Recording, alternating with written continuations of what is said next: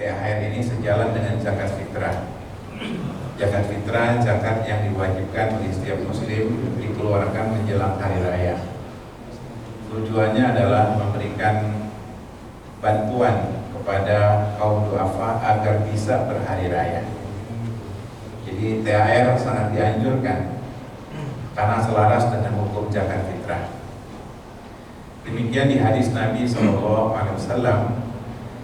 karena Nabi SAW ajwadan nas fi Ramadan. Nabi adalah orang yang paling dermawan di bulan Ramadan. Jadi utama-utama sedekah di bulan Ramadan. Dan termasuk adalah memberikan THR. Bahkan para ulama menjelaskan di antara cara mendapatkan malam Lailatul Qadar bersedekah. Jadi selama ini orang menganggap bahwa mendapatkan malam Lailatul Qadar itu baca Quran bolak-balik, sholat malam, sebatas itu. Tidak. Ulama menjelaskan bahwa di antara cara mendapatkan malam Qadar adalah banyak bersedekah. Cuman yang ini jarang diungkap karena menjelang hari raya itu orang tahan duitnya buat pulang kampung. Gitu. Ya Pak ya. Jadi sebenarnya di antara untuk mendapatkan malam Qadar itu adalah memperbanyak sedekah. Nah, kemudian kepada siapa THR diberikan? Tentunya yang pertama yang diberikan kepada anak dan istri. Cuman kalau memberikan THR kepada anak itu jumlahnya harus sama, tidak boleh beda. Karena THR termasuk bagian hadiah atau hibah. Dia tidak termasuk nafkah. Kalau nafkah itu belanja kebutuhan, belanja sesuai dengan kebutuhan, itu nafkah. Anak mahasiswa dengan anak SD tentu nafkahnya beda, uang jajannya beda, kebutuhannya beda. Jadi nggak bisa sama kalau nafkah. Tapi kalau THR ini termasuk hadiah yang kalau kita keluarkan harus sama. Bapak punya anak 4, laki, perempuan, besar, kecil, semuanya harus sama dikasihnya. Satu anak pokoknya dapat 1 juta, semuanya 1 juta. Gak boleh dibeda-bedakan. Nah, ini seringkali terjadi fitnah di keluarga karena orang tua tidak mengerti pembagian harta. Bapak mamanya menjelang akhir hayat sudah tua, aset-asetnya banyak. Kemudian bapak memberikan kepada salah satu anak tanpa sepengetahuan anak yang lain. Ini gak boleh, ini haram. Bapak punya anak 4, ada 1 yang kurang beruntung. Kemudian diam-diam bapak bilang, "Nak, nanti kamu bapak beliin rumah ya. Kamu gak punya rumah. Saudara kamu yang lain punya rumah. Tapi catatannya kamu jangan bilang-bilang sama saudara kamu." Ini gak boleh Pak, ini haram. Memberikan hibah salah satu anak saja tanpa anak yang lain ini haram. Kalau dia mau memberikan salah satu anak saja, harus izin anak-anak yang lain. Ya, harus seizin dengan anak-anak yang lain. Kalau seandainya barangnya cuma 1, anaknya ada 4, misalnya bapak dapat handphone dari kantor, iPhone 14 Pro Max, gitu ya kan, harganya masih 23 juta ya kan, bandrolnya 27, tapi kalau kali ini ITC bisa 23, gitu. Apalagi yang Inter lebih murah biasanya, cuman kena blok, emailnya ditutup ya pemerintah. Ustaz tahu aja orang punya counter ya kan. Ustaznya punya counter, nomor saya ini diblok, kurang ajar pemerintah gitu kan. Karena HP saya HP black market gitu. Nah jemaah sekalian, kita akan bicarain handphone ya. Kita bicarakan soal hibah hadiah. Jadi kalau bapak dapat handphone dari kantor cuma 1, bapak anaknya 4, gak boleh ngasih 1 anak saja. Nih nah, bapak dapat handphone, dikasih yang gede, anak yang paling besar. Adik-adiknya gak dikasih, gak boleh nih Pak. Banyak keluarga pecah karena kesalahan orang tuanya, gak ngerti hukum. Jadi pecah anak-anak seperti kisah Nabi Yusuf. Nabi Yusuf itu dizolimi oleh kakak-kakaknya karena bapaknya itu terlalu berlebihan dengan Nabi Yusuf. Akhirnya terjadi kecemburuan di antara mereka. Jadi kalau barangnya cuma satu, solusinya adalah diundi. Ayo anak-anak, ini bapak dapat handphone cuma satu, bapak mau ngasih. Kalau kalian bisa menjawab undian, coba sebutkan nama-nama ikan, ya kan? Yang paling gampang ikan lele, ya kan? Sebutkan nama-nama ikan. 5 yang bisa jawab dapat sepeda, bukan handphone, ya kan? Nah, jadi solusinya kalau cuma satu, bapak-bapak tolong dengarkan ini, karena seringkali salah orang tua dalam kehidupan keluarga. Kalau cuma satu, maka berlaku undian. Ya, tolong nih Pak, bapak punya anak 4, yang satu dibawa ke mall untuk persiapan lebaran, yang 3 di rumah. Maka yang 3 di rumah harus dibelikan. Paling enggak mentahnya saja, nak nih, tadi adik kamu nih belanja semua totalnya 500.000. Kamu nggak sempat dibelanjain, nih duitnya saja. Harus adil Pak. Ini kalau hibah. Kalau nafkah tidak sama nggak apa-apa, sesuai kebutuhan. Contohnya nafkah adalah bantuan musibah. Ya, kita punya anak kena musibah, kecelakaan di jalan raya, ketabrak mobil SMK, masuk rumah sakit. Kenapa ditabrak mobil SMK? Hah? Udah keluar belum tuh? Udah on the road belum? Nah, jamaah sekalian, kalau orang ketabrak mobil masuk rumah sakit, kemudian orang tuanya ngasih bayar, dibayarin, udah nak, nanti bapak yang bayar, karena bapak kerja di Dirjen Pajak eselon 3, ya, mobilnya Rubicon, ya kan?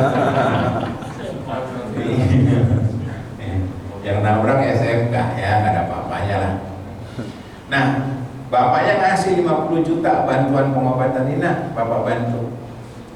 Maka saudara yang lain gak boleh ngiri, karena ini adalah nafkah, biaya pengobatan. Kalau yang lain ngiri, Pak, kita juga dapat dong 50 juta. Lo mau tabrak dulu SMK, ya kan? Baru dapat duit. Nah, ini nafkah. Jadi kalau hibah, bapak-bapak besok ngasih THR itu harus rata. Atau kalau sudah terlanjur, maka yang kurang ditambahin. Nina, kemarin bapak ngaji di kantor, ternyata harus rata ngasih THR. Kasih kekurangannya. Demikian juga kalau seandainya bapak punya istri 2, ya, biasanya kalau istri kedua itu ditaruhnya dekat sekitar kantor. Jadi pulang kerja ke rumah istri muda dulu, ya kan, habis isya baru pulang ke rumah istri tua. Biasanya begitu. Yang pura-pura nunduk Pak. Iya. Iya. Tahu saya, gitu, ya. Orang pada jujur, ya. Jemaah sekalian, kalau seandainya orang punya istri kedua, tetap sama THR-nya. Satu istri dikasih 10 gram emas, istri yang lain dikasih 10 gram. Kalau nafkah tentu beda. Istri pertama anak sudah banyak, tentu nafkahnya beda. Ya, istri kedua belum punya anak, maka tentu nafkahnya beda. Kemudian yang dapat THR adalah dalam surah Al-Baqarah ayat 215, ada 5 kelompok yang berhak dapat nafkah dari kita, bantuan dari kita. Yang pertama adalah orang tua. Ma'anfaqtu min sayin, ma'anfaqtu min khairin fabil walidain. Apa saja yang kamu infakkan dari harta kamu, yang pertama untuk orang tua. Orang tua berhak dapat THR. Kadang memang orang tua nggak mau, tapi biasanya memang orang tua itu duitnya buat cucunya juga, kan gitu Pak ya. Cucunya dikasih lagi buat cucunya. Itu sifat orang tua, sifat kakek nenek. Jadi mereka berhak, ya, dikasih THR. Tentunya memang nominalnya nggak dibatasi. Yang kedua adalah wal aqrabin, kerabat, kakak adik kita. Dia berhak. Keluarga itu berhak, Pak. Jadi kita nih kalau nggak punya uang, kita punya hak minta sama saudara kita bantuan. Karena kita nih keluarga sudah nggak ngerti, keluarga itu dianggap orang lain, padahal tidak. Keluarga ini spesial dalam hidup kita. Kita ini zaman dimana hubungan keluarga rusak. Jadi kalau dalam Islam keluarga itu tinggi, bahkan mereka nggak ada simpan pinjam, nggak ada utang-utang tuh nggak ada keluarga. Kamu minta apa? Kasih. Mumpung abang jadi ketua KPU nih. Ya kan, KPU kita lagi menang banyak nih ya kan. Ngerti dah ya kan. Jadi jamaah sekalian, kalau dalam kehidupan orang-orang soleh terdahulu itu nggak ada utang piutang sama keluarga. Dia bilang, bang susah nih bang, usaha krisis ekonomi, ya udah nih kasih, namanya adik, namanya kakak, keluarga. Jadi berhak, Pak. Sekarang kita pinjam sama saudara nggak dikasih. Rata-rata orang pinjam itu ke kantor, kasbon orang bilang. Sama saudara nggak dikasih, cuma diledek doang. Lalu menang kerja doang, gaya pakai dasi, duit kagak ada. Nah ini contoh jamaah sekalian, keluarga lebih berhak. Kemudian yang ketiga, wal yatama, anak-anak yatim. Anak yatim berhak dapat THR. Kenapa? Karena gak ada yang nafkahi yatim itu. Kesian yatim itu. Sesenang-senangnya anak, kalau gak ada bapak, hampa. Ini peran ayah itu penting dalam keluarga. Banyak anak-anak itu hampa hidupnya karena gak punya ayah. Sesedih-sedihnya anak akan hilang kesedihan itu kalau ketemu ayahnya, ketemu bapak. Kasihan yatim itu. Jadi kalau kita ada di lingkungan kita anak yatim, bantu. Ya, gitu. Secara umum membahagiakan anak-anak itu disunahkan ketika hari raya. Karena anak-anak termasuk orang duafa, kaum yang lemah. Makanya ada budaya kita tukar duit baru ya, duit baru. Itu sunnah bagian anak-anak. Sini deh, kasih. Kalau orang kaya kasihnya yang merah halus-halus. Ngantri. Gak hanya anaknya, bapaknya juga ngantri, emaknya juga ngantri, pamannya juga ngantri, merah. Kalau ke rumah ustadz, dapetnya yang abu-abu, 2.000. Ustadz ya kan? Ya. Nah, jamaah sekalian, ini penting bahagiakan orang-orang. Jadi anak-anak tuh kalau habis lebaran tuh langsung hitung duit. Yang apes, duitnya dipegang sama emaknya. Sini nak pegang emak, udah apes aja, nggak balik tuh pegang emaknya. Sama emaknya buat arisan. Jadi bapak-bapak besok bahagiakan, kalau bisa nyawer dari atas, nyawer sebar habis sholat gitu, naik ke menara tuh. Ya kan, sebar itu, bus hari raya. Bahagiakan kaum muslimin. Kawan Pak. Kemudian yang lebih berhak lagi adalah berdasarkan surah Al-Baqarah 215 adalah orang-orang miskin. Ulama memberikan nasihat orang miskin yang sholat. Mereka memberikan fatwa jangan kasih yang nggak sholat. Nih Pak, sedekah kepada orang miskin selektif, jangan cuma miskin doang yang ibadah. Jadi Bapak jangan ketipu dengan karung. Orang modalnya modal karung doang, dapat banyak tuh kalau modal karung doang. Cuma bawa-bawa gerobak, bawa-bawa nyewain anak kecil, bayi itu emak-emak tuh, orang supaya iba. Ulama memberikan fatwa kasih yang sholat.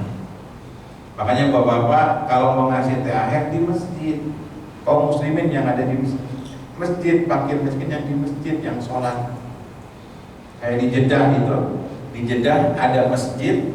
Kalau buka puasa itu di masjid itu diplastikin makanannya, pisang, kemudian apel, kurma, sama duit 500 real. 500 real 2 juta. Kalau dekat sini tiap hari kita buka di sini. dalam rangka membahagiakan fakir miskin. Kita membahagiakan fakir miskin itu salah, yang ibadah. Makanya kalau kita mau sedekah di masjid, saya ketua masjid saya itu orang kaya, punya perusahaan. Kalau menjelang Ramadan ini masuk masjidnya, megangin kantong kanan kiri. Dia lihat, nah ini belum nih, kelihatan ini orang susah, kasih. Kan muka nggak bisa dibohongin. Orang kaya sama orang susah, mukanya kelihatan. Beda.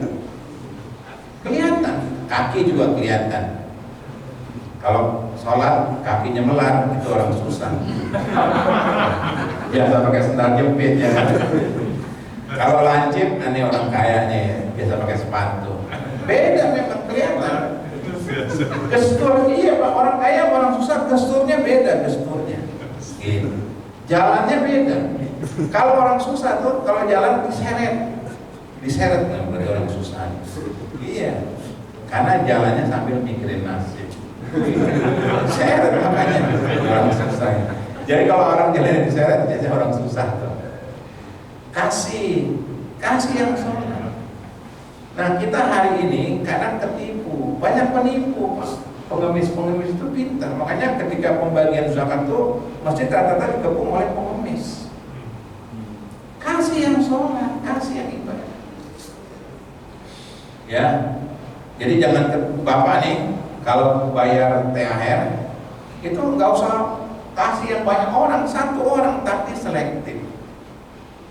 Orang miskin yang soleh. Saya sering kali lihat habis Jumatan tuh orang bagiin duit kepada tukang ojek. Dia habis sholat dikasih 100. Ini contoh. Orang yang mau kerja, bukan pengangguran. Orang yang mau berjihad, nyari nafkah, itu lebih patut kita bantu ketimbang pengemis. Ya, tukang sampah itu.